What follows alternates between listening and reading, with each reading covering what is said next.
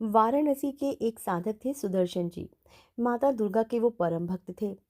तो एक बार ब्रह्म मुहूर्त का समय था। वो गंगा जी में कमर तक डूबकर जाप कर रहे थे।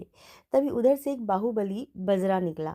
उस बाहुबली ने विनोद में इनसे पूछा कि महाराज, आप कब से गंगा जी की तली को देखते जा रहे हैं?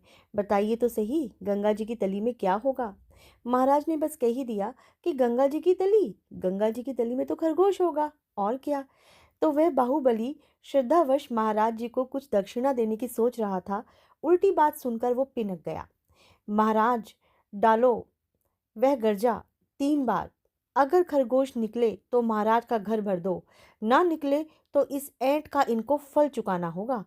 एक दो लोगों ने सुदर्शन जी को संकेत दिया कि वे विनोद में ना पड़े और क्षमा मांग लें। सुदर्शन जी भी अपने वक्तव्य से न हटे। अब कह दिया तो कह दिया।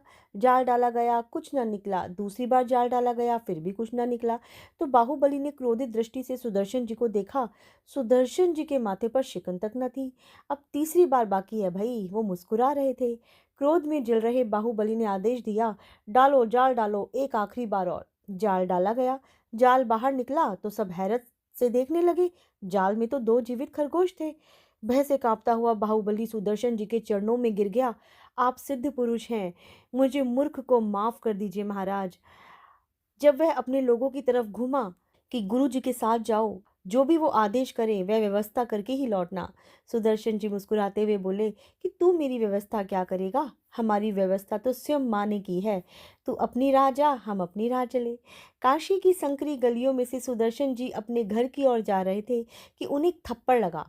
वे अचानक से चकराकर खड़े हो गए तो सामने से एक अनिद्य सुंदरी किशोरी खड़ी थी और वो बोली, तू जन्म भर पागल ही रहेगा क्या?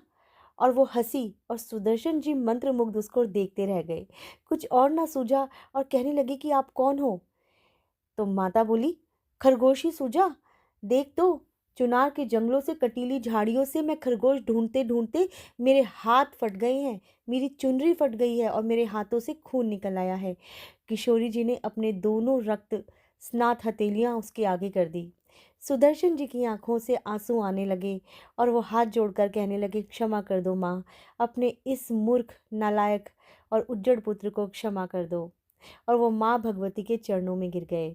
जब हम सच्ची श्रद्धा और सच्ची भक्ति और सच्चे मन से भगवान को याद करते हैं या अपने इष्ट को याद करते हैं और अपने इष्ट में विश्वास करते हैं, तो वो हमारी रक्षा ज़रूर करते हैं और हमारी विनती, हमारी प्रार्थना ज़रूर सुनते हैं और हमारा पग पग पर साथ देते हैं और यकीन मानिए हमारी जीवन की इस नैया को पार भी लगा देते हैं।